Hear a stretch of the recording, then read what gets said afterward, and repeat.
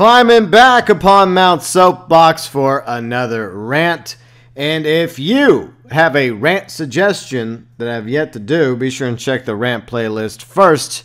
Feel free and send your rants my way via the comments section, Twitter, Facebook, our Discord, all the links to the social media for the GeauxBurns Nation below in the description section. Today, you're getting not just one rant, you're getting a 2-for-1 rant special because I really couldn't pick which one I wanted to rant about. Do we rant about the Vapid Caracara or do we rant about the target assault races?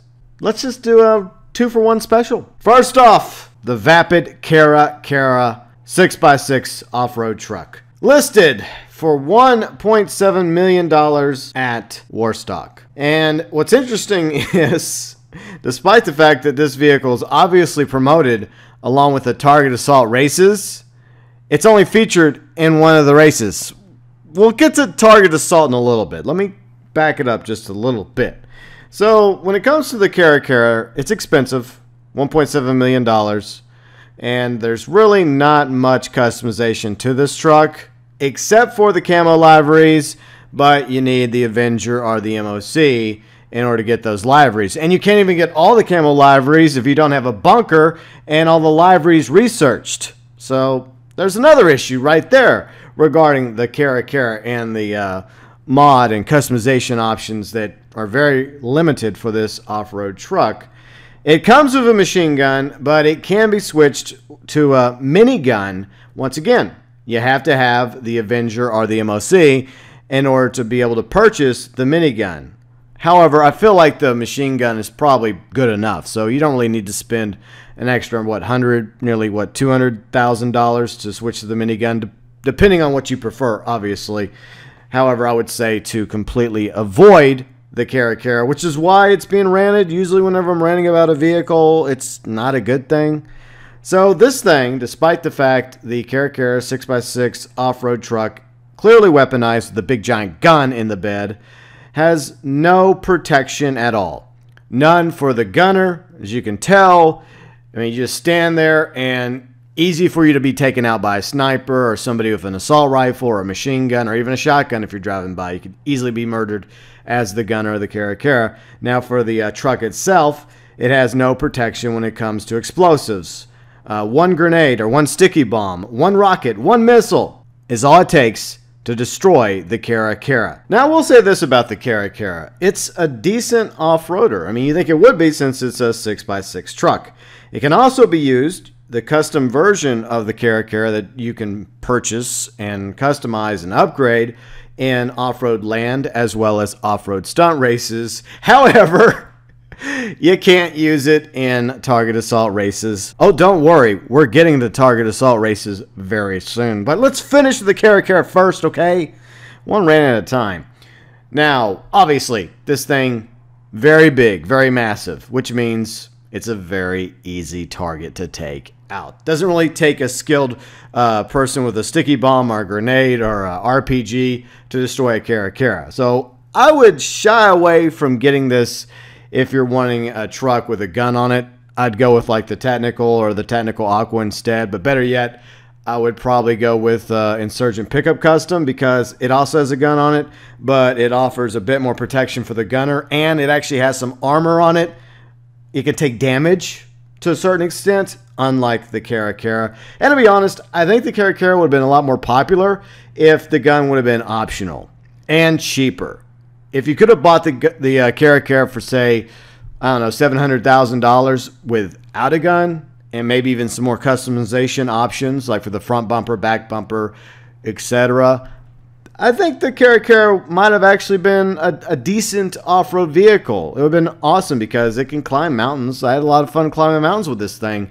It's just way too expensive and impractical, being that there's so many other weaponized vehicles in the game, far superior to the Caracara. So, like I said, I would avoid the Caracara at all costs. Save your money.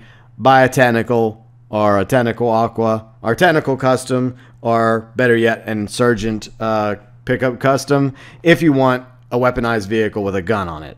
Just say no to the Caracara. Now, what's interesting about the Caracara is it's been featured heavily along with the brand new Target Assault races and the artwork and the spiffy new trailer that Rockstar dropped on Tuesday. There's one problem, and we'll talk about that in just a second. But first off, Target Assault races themselves are boring. They're not fun at all. It's more about shooting stationary targets and less to do with racing. And it's extremely difficult if you're playing with a rando because you can't really coordinate. I mean, there's a way to tell them to stop or turn or do this and that, but at the same time, if they're driving during this lap and you want to hit the purple targets or the red targets, then they're just going to keep on driving. Or the opposite happens, and you're doing okay. You feel like you're getting most of the targets, but they see a target you don't see, and then they decide to hit the brakes. And you're wondering, like, what the hell are they hitting the brakes for? And it takes you a few minutes to finally find that small red target or the purple target. Not much coordination there. And that's another downside to this race mode, similar to the old school rally modes, which also depended on two people, a racer and a navigator. That's why those are hardly even used anymore. And that's going to be the same fate for the Target Assault races as well, specifically since it's more to do with shooting targets and less about the racing aspect of this mode. And what's depressing is that it's locked to stock vehicles. So that Caracara you just dropped a lot of money on to buy and customize and put a sweet camo livery on, along with the engine upgrades, brake upgrades, transmission. You can't even use your Caracara in Target Assault 1, which is the only race in Target Assault races that currently features the Caracara. So yes, only stock vehicles are used in the Target Assault races. Like, for example, the Caracara in one race, the Barrage in another race, the Technical Aqua, the Insurgent Pickup. You have to use the stock versions of those vehicles. So if you happen to have your own Insurgent Pickup Custom or your own Barrage or your own Technical Aqua, sorry, can't use it. You have to settle with the stock version.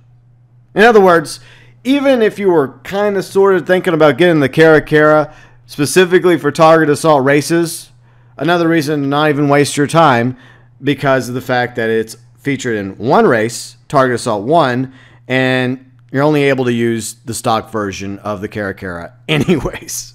What's even worse is that each race, as I've already mentioned, is locked to one specific weaponized vehicle.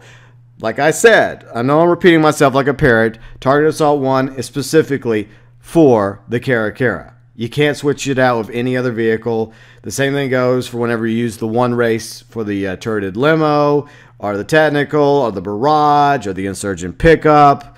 And it would have been really cool if, like, Target Assault 1 through 6, you had that ability to pick out a different, weaponized vehicle, the ones that are allowed to be used during Target Assault race. Now, when it comes to Target Assault 7, which in my opinion is the best one, ironically, because you actually go into the water, it's a land and water race, it features the Technical Aqua. So obviously, you can't use any of the other vehicles for Target Assault 7, except for the Technical Aqua. That is understandable, but for Target Assault 1 through 6, you should be able to, like, pick between the Caracara or the Barrage, the Technical, or the Insurgent Pickup Custom. And it would have been very interesting to see all these vehicles racing against each other in these Target Assault races. At least it would add some variety to Target Assault. So if it was at the very least optional for Target Assault 1 through 6, that would have made it a little bit better.